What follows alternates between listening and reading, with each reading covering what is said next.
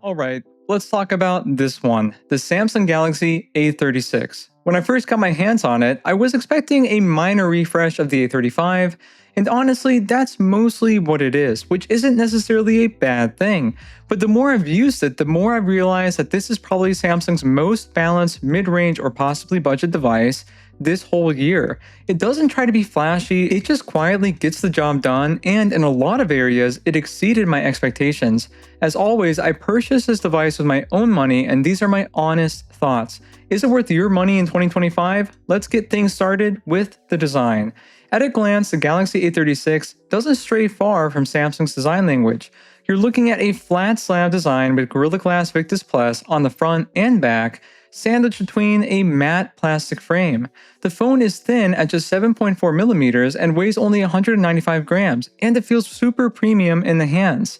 And this might not be a popular opinion, but I wish Samsung would have gone with a premium plastic back instead of a glass back. It does look incredible, but for a mid-range device that might be given to younger kids or used as a travel phone or backup device, I would have preferred a plastic back, like the Google Pixel 9a. But how about that new camera module? Gone are the clean floating lens rings from the A35, Samsung has swapped them for a bigger and bolder black camera bump. It looks more aggressive, and honestly, it gives it some personality. I think it looks great. It's also IP67 water and dust resistant, and the buttons also feel very clicky. And there's a solid in-display fingerprint reader. Optical, not ultrasonic, but it gets the job done, even if it is a bit slower than most expensive phones. It comes in a few colorways, but I've got the lavender model and it looks insanely cool. It's kind of got this aurora look and finish. The color looks great. I hope Samsung brings back more fun colors like this one to the next Ultra phone. And even though it does look incredible, it does smudge pretty easily, but thankfully for the color, it hides it pretty well. Overall, it feels great in the hand and looks very premium. Funnily enough, I actually prefer how this phone feels in the hand more than the much more expensive S25 Ultra. And where the A36 also delivers a lot of value for its price is the display. Samsung went big this year, literally. The Galaxy A36 features a 6.7-inch Super AMOLED panel with 1080 by 2340 resolution, and yes, unlike Apple's budget device, this phone has a 120Hz refresh rate panel. And get this, it has up to 1900 nits of peak brightness, which might sound pretty low, but again, to compare to Apple's budget device, which has only 1200 nits of peak brightness, nearly 2000 nits is plenty bright to use in the bright sun. Of course, it's not going to get as bright as the S25 Ultra, but this costs $400 and the S25 Ultra starts at $1,300. Color reproduction is solid and viewing angles are very good as well, and all of my content just looks great. Vibrant, colorful, and high resolution. There's also no LTPO or dynamic refresh rate adjustment, so it doesn't scale down to save battery life, but honestly that doesn't matter too much because the battery life on this phone is insane. Inside, you've got a 5000 mAh battery, which is the same exact size as the S25 Ultra. In real-world use, I've been getting around 10 to 12 hours of screen on time across a full day of use. Now, like everyone, every single day is a little bit different, but my use normally consists of taking phone calls, sending messages to family, browsing Reddit, taking some photos and video, emulating some of my favorite games, and cloud gaming through Xbox Game Pass. Now, if you remember my last video of the Pixel 8a, it has absolutely horrendous charging speeds at 18 watts cabled and 7.5 watts wireless. Well, with the Galaxy A36, you get 45 watts fast charging. This means you'll get around 60% in 30 minutes and a full charge in just over an hour. It's not quite flagship fast, especially when comparing it to some of OnePlus's devices, but it's way better than what Samsung usually does at this price point. Now, getting to the camera, on paper the setup sounds very familiar to the previous year's model. You get a 50 megapixel main sensor, an 8 megapixel ultra wide, a 5 megapixel macro, and a 12 megapixel front camera. Daylight shots of the main sensor look incredible. They have solid detail, decent dynamic range, and colors that pop maybe a little bit more than what I actually saw in reality. It still looks great for the price, but consistency is where it falls short. I'm no professional photographer, but to put it in simple terms, some photos look good and others just look like a budget camera took them. If you're taking an important photo, you might want to take it a few times just to make sure one of them turns out the way that you actually want it to. The 2x digital zoom is usable, and 1x portraits are clean with pretty good edge detection. Low light shots are fine, especially with night mode on, but it has some inconsistency in exposure and in quality. Ultra wide and macro, it's like putting a back row in a two-door sports car. They are there and are technically functional, but they are not fun to use. I stick with the main 50 megapixel sensor for my photos with this device. The selfie cam though, it's surprisingly pretty good. Nice image quality, solid dynamic range, and it can even shoot in 4K. Video tops out at 4K 30 however on the main and selfie cams, which is understandable for the price, but it's still kind of a bummer.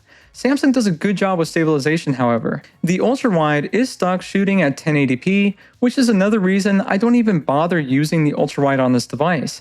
I think if you look at this camera with the understanding that this is a $400 phone brand new, you get a lot for your money, but it's still more of a budget or mid-range device at the end of the day.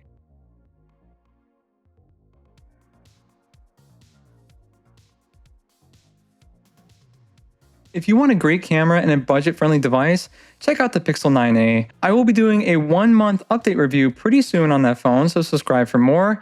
Now getting back to the A36, let's take a look at the performance. The Galaxy A36 ditches Exynos and goes all in with the Snapdragon 6 Gen 3, paired with up to 12GB of RAM and 256GB of UFS 2.2 storage. In daily use, it handles everything just fine. Multitasking like gaming, browsing Reddit, camera usage, no major stutters, but honestly, there is no way around it. Even with the Snapdragon 6 Gen 3, this is a budget device. It is noticeably slower than the flagship phones that I have.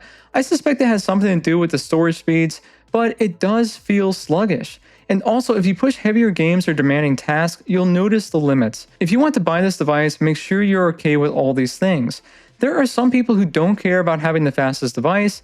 This could be a backup or travel phone or even a phone for your younger children. For those purposes, the performance is completely fine. I think if I used this daily, however, I would be saving up a little bit more money just to get a flagship device. That said, thermals are well managed, it doesn't get hot under load, and Samsung's sustained performance tuning keeps things smooth even during longer gaming sessions. Performance is overall acceptable for the price. Now, where Samsung doesn't cut any corners on is the features. First off, Samsung is giving this thing a crazy long shelf life, promising 6 major Android updates and 6 years of security patches. Out of the box, it runs Android 15 with One UI 7, and yeah, it's packed with AI tricks, and One UI 7 has got to be my favorite update ever from Samsung. It offers so much customization and fun tricks that make life easier. It is just a pleasure to use. Some of the classic features you can enjoy with the A36 are Circle to Search, AI Smart Select, Samsung's Object Eraser, even though it is a slightly watered down version and not as powerful as the S25 series, but it's still very useful. And also the stereo speakers are loud and clean. The phone is about 6 inches away from the recording camera.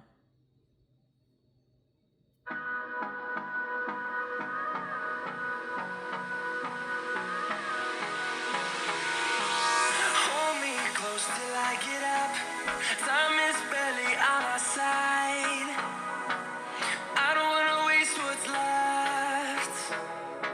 The storms we chase are leading us, and love is all we'll ever trust. Yeah, no, I don't wanna waste what's left.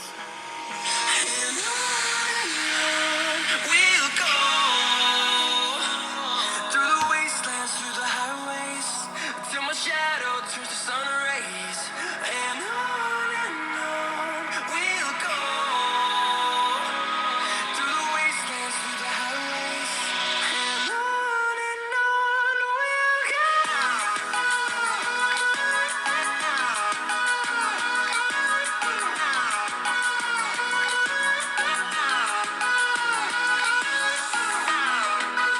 And if you like Samsung's software ecosystem, this is a strong experience. I will say that the haptic feedback is not my favorite.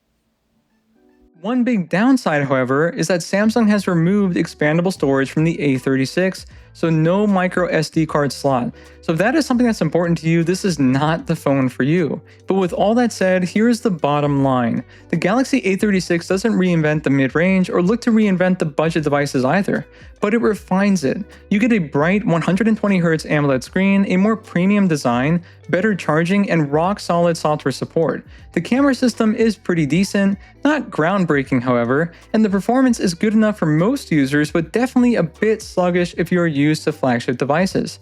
Let me know what you think down below and hit that like button and subscribe for more if you like what I do, and I will see all of you next time.